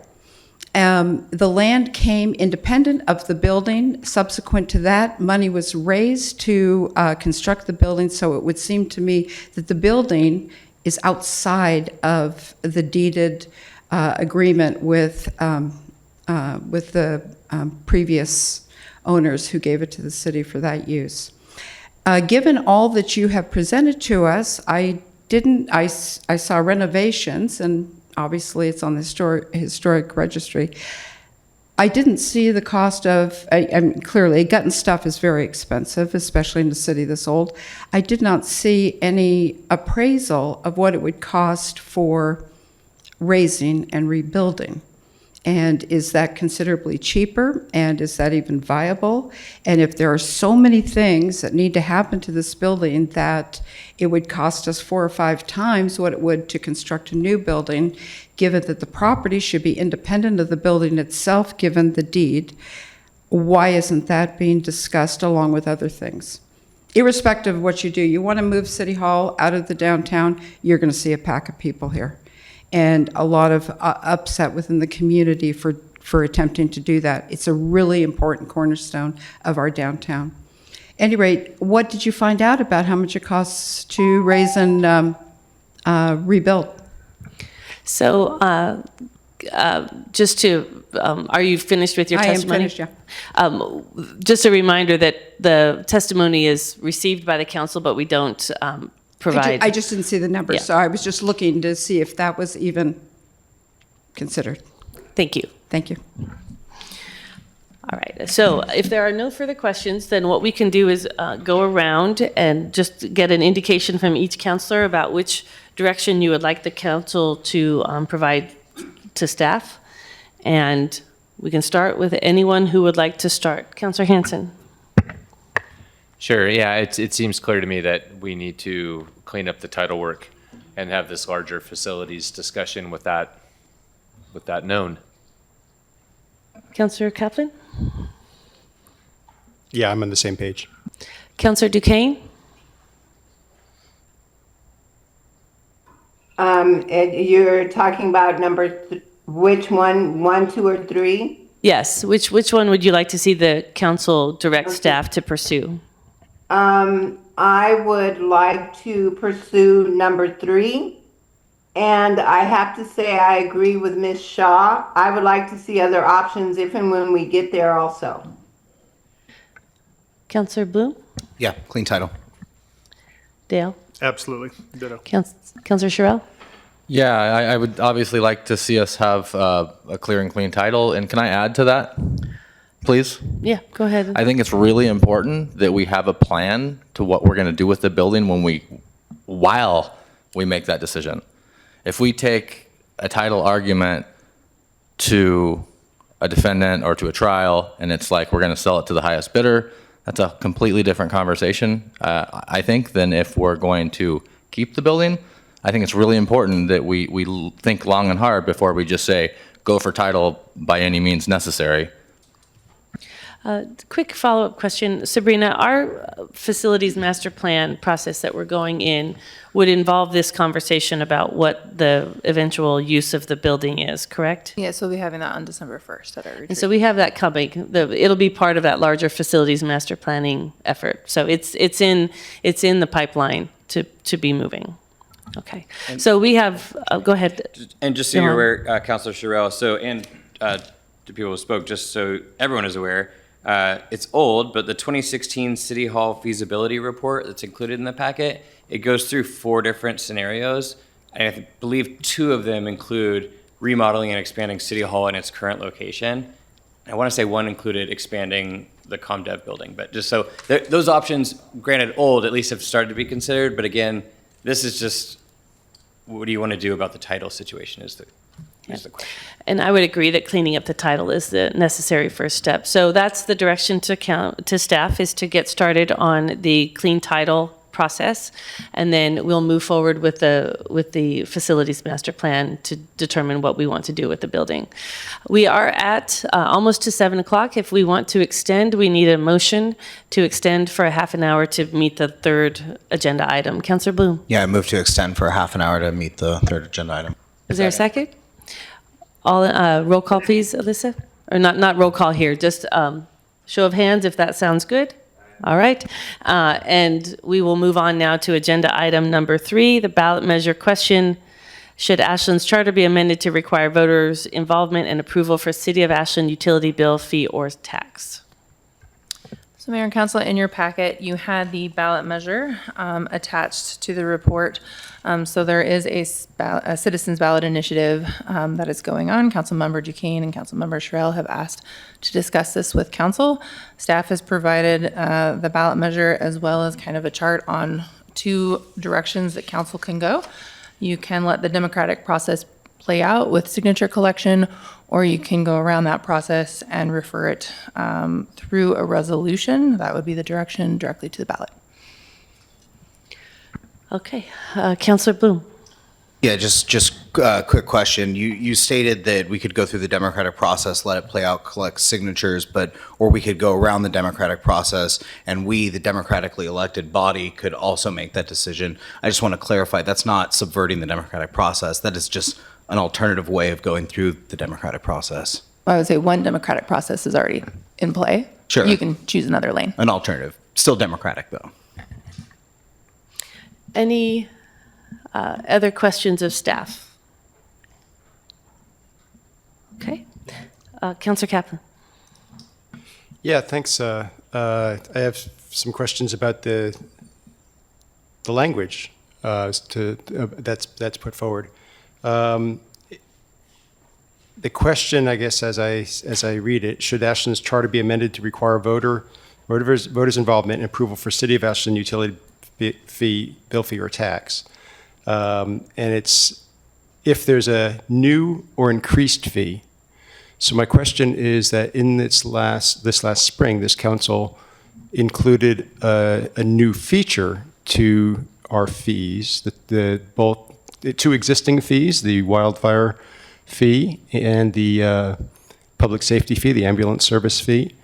We included a capped inflation adjuster going up adjusted by inflation annually up to 5%.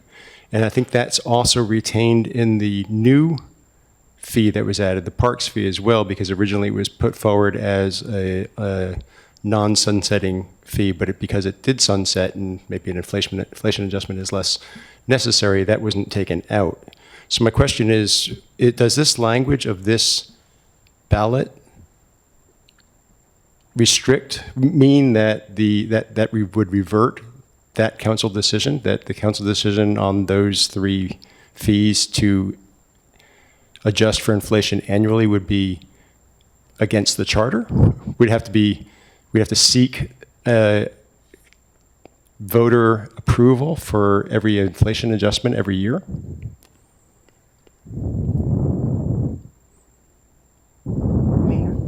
Potentially. I mean,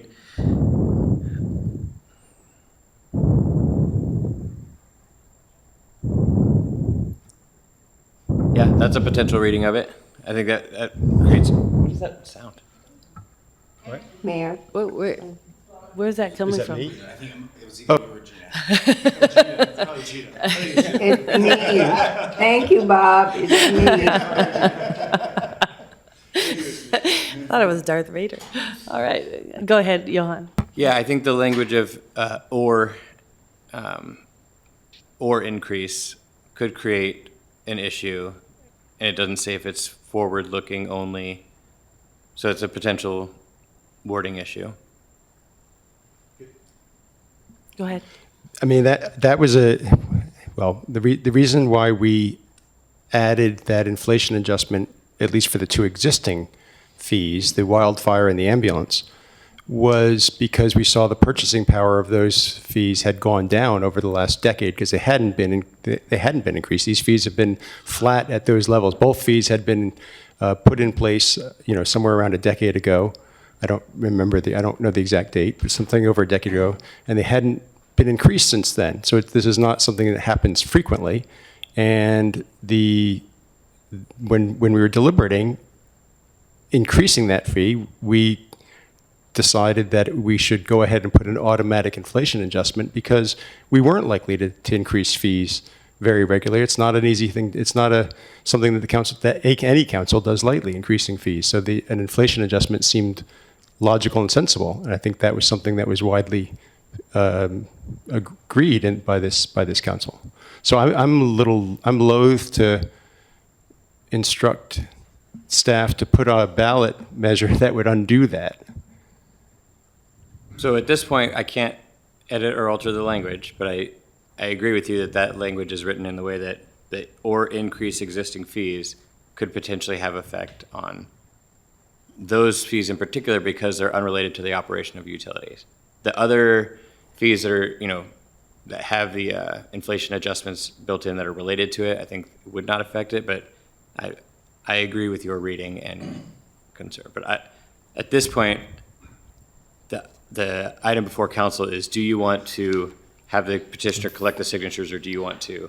On this one. On this one. This is the proposal. This is the ballot title. Mayor. So, Councilor Duquesne? Thank you, Mayor.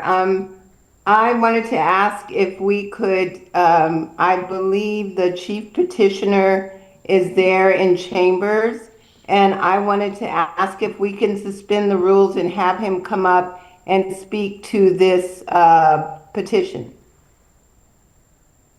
Johan, what would be the process for that? Well, I mean, there's going to be a moment for public comment on the agenda item, so I don't even think you need to suspend the rules. It's just when do you want to do it, and that'd be up to. Yeah, there will be that time, and so. Can he come up and speak to it, and we can ask him questions and not in public comment, not in public forum? If we can suspend the rules and have him come up, and we can ask him, the chief petitioner, some questions? Johan is taking a look at that. And until he gives us an answer, did you have any other questions, Counselor? I did have a question for the chief petitioner.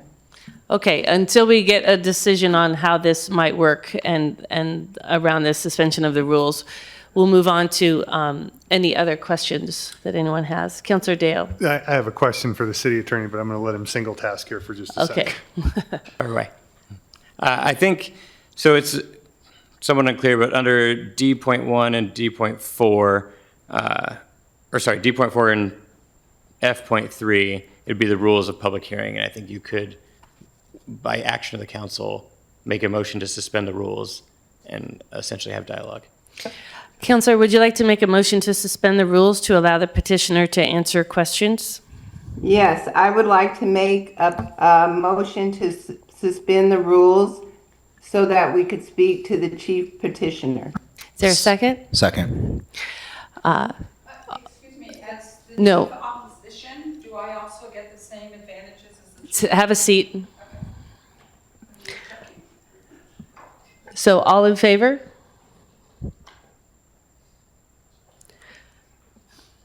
Counselor Duquesne, I'm assuming you're in favor?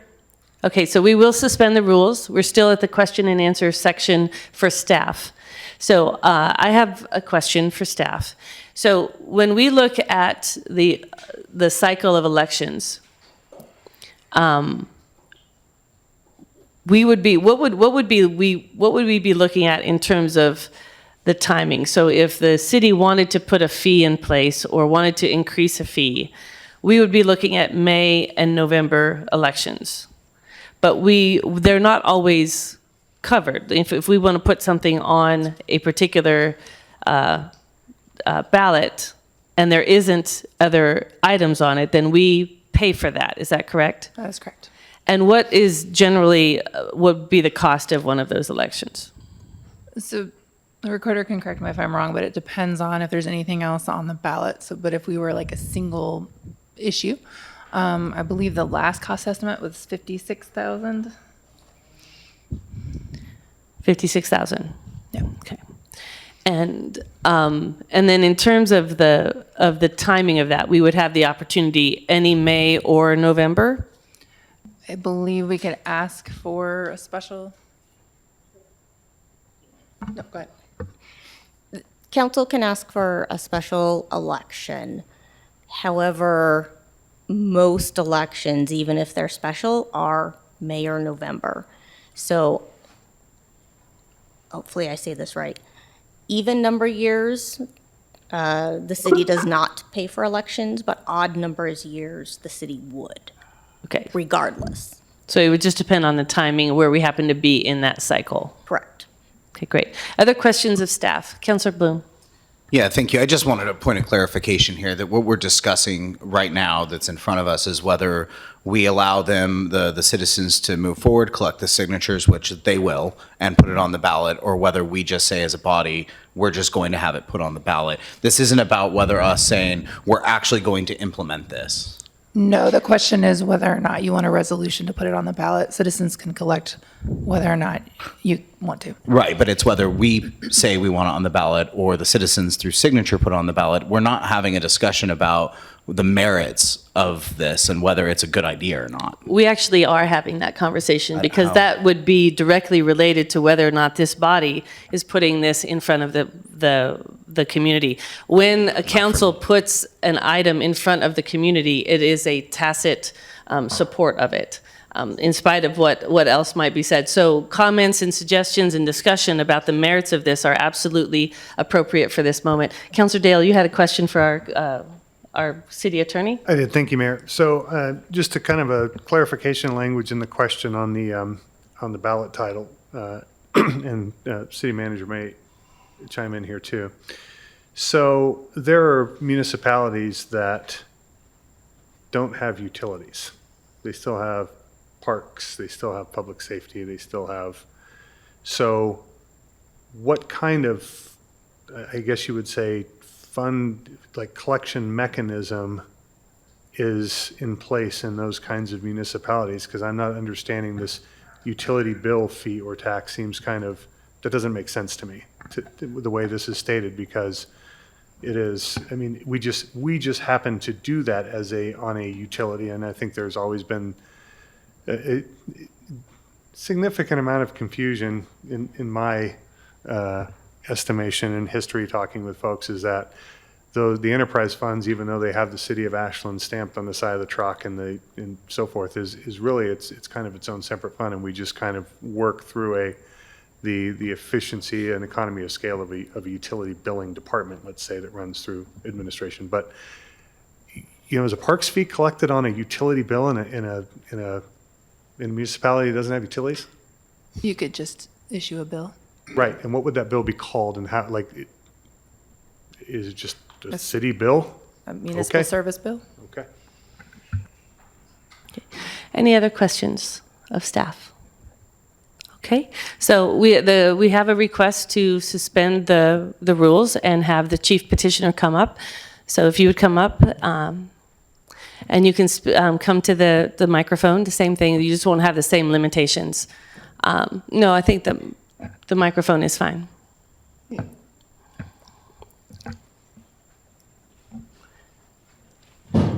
So, Councillor Duquesne, you had a question of the chief petitioner? Yes, I wanted to know if he could speak to this bill so that we could have clarity. If he is willing to do that, I would like to hear his vision and get more clarity. Thank you. So as Councillor Bloom pointed out, the question before you is not on the merits of this bill or whether or not the city supports it. The question is whether or not you trust the voters to make that decision and put it on the ballot. And I think, as you all probably realize, we will easily collect 1,308 signatures to get this on the ballot in May. And you can either support the democratic process and put it on the ballot, whether you like it or not, or you can be a roadblock towards that. I would strongly encourage this council and this city to support the community and let the voters make the choice about what the voters want to pay for through new fees and taxes. I would also, if I might, respond to Councillor Kaplan's question regarding incremental increases, cost of living increases. It's a very good question. When I drafted this language, I was not aware that you had adopted that inflationary element in those two new in the two existing fees. Certainly the council has the ability, should this pass, should this be on the ballot and should it become law, to propose inflationary increases on the wildfire fee and the police public safety fee, and the voters could approve to do that of 2% or whatever it is is in the law to increase it. Voters would buy into that, and then consequently those increases could proceed.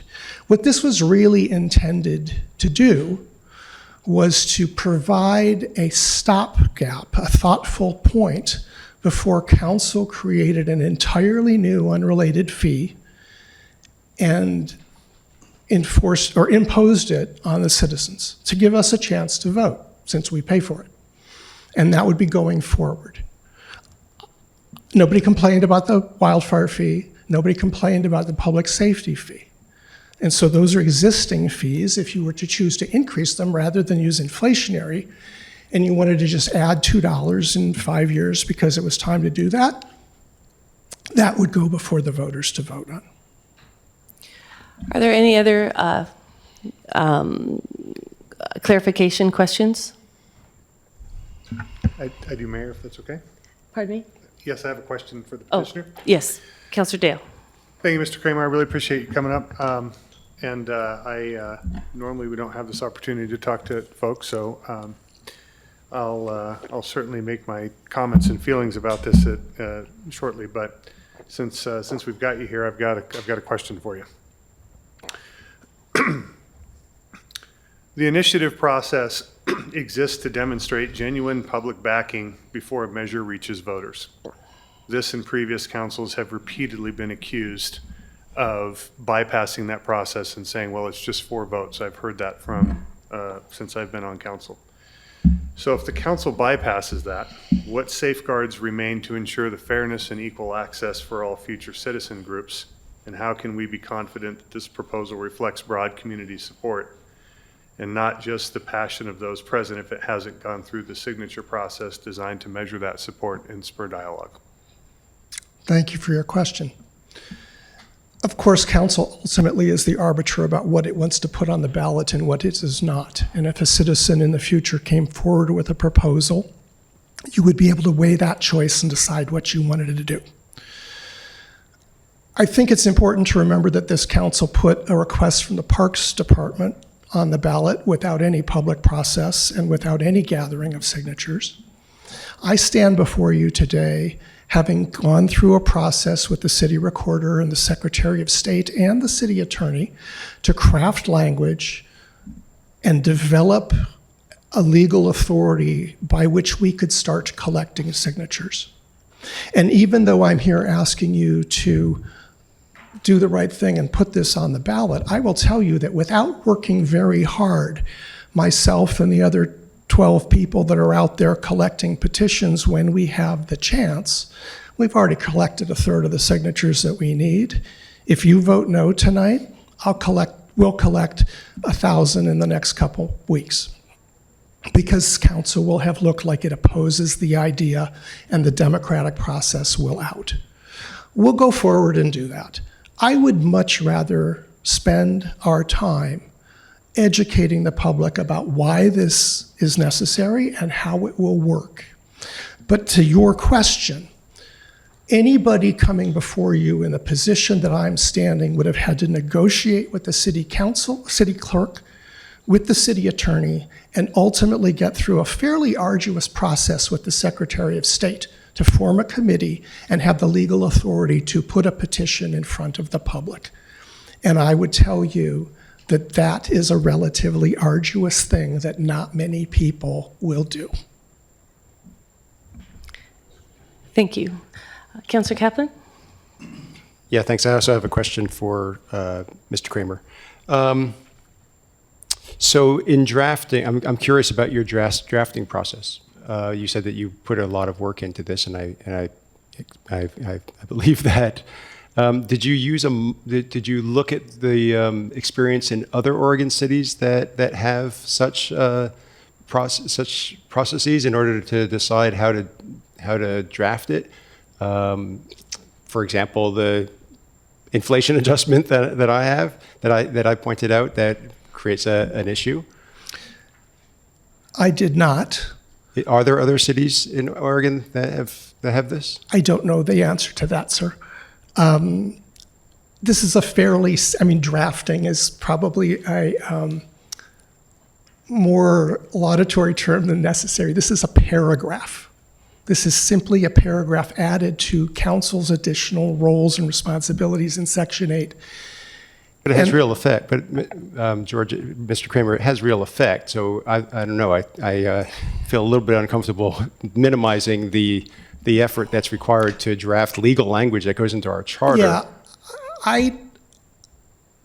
like I said earlier, I wrote this text in July after you all voted in June to significantly raise our monthly fees. I wrote it assuming that those fees were fixed, that you had elevated them by $3 and $2 or whatever that. I did not realize, sir, that you had included an inflationary characteristic or option. City attorney didn't bring that up. I kind of wish he had. We could have adjusted, we could have responded to that.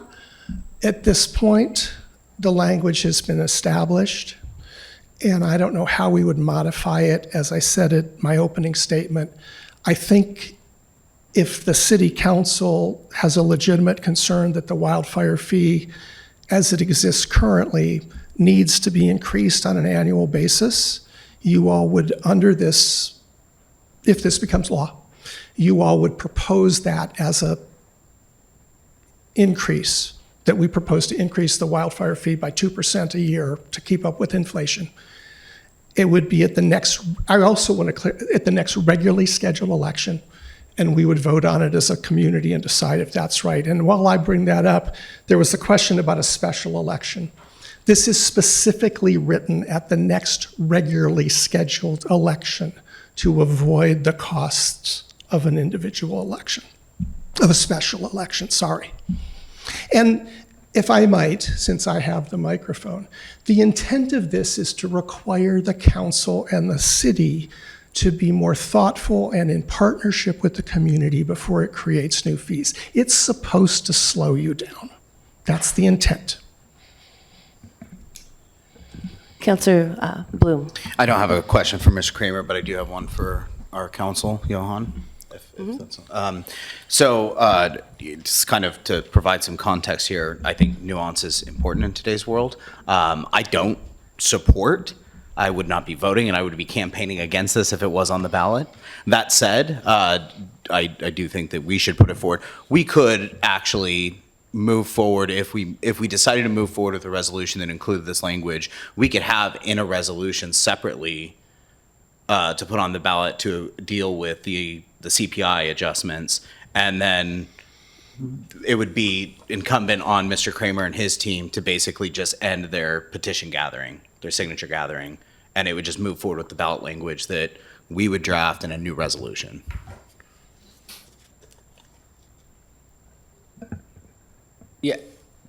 Yeah, I mean, you, like City Manager Cotta said, you could put an opposing measure forward.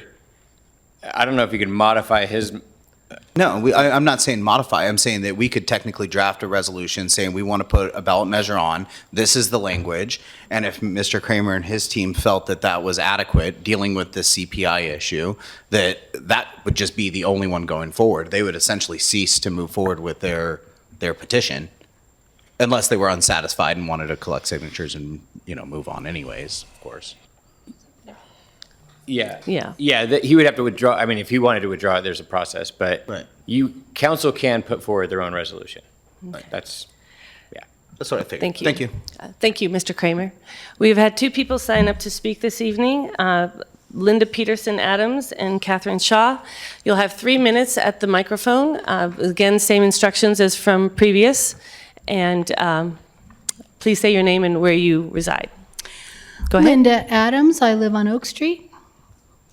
This proposal, while seemingly democratic, is a fundamentally flawed idea that will cripple our city's progress by empowering misinformation campaigns and introducing unacceptable delays. The amendment to our charter is unnecessary and redundant, and it places the burden on the wrong people.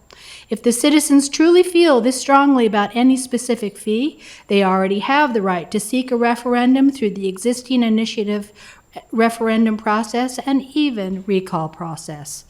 This is the established democratic path for citizens to challenge a council decision by circulating petitions and gathering the required signatures. Requiring the council to proactively put this on the ballot instead of leaving the burden of collecting signatures by the petitioners undermines the democratic process and wastes taxpayer resources or unnecessary election cycle delays. This subverts the will of the majority who elected you to make informed decisions. This amendment would create fiscal paralysis and waste time on critical infrastructure development. We've seen the devastating effect of misinformation on complex financial measures. Look at the recent history of the City Hall and Capital Improvement Bond, which you just referred to.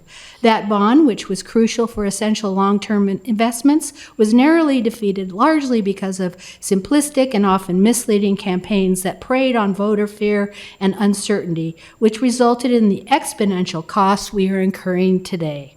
We've also experienced the waste of time and resources just to secure funding for the new wastewater treatment plant.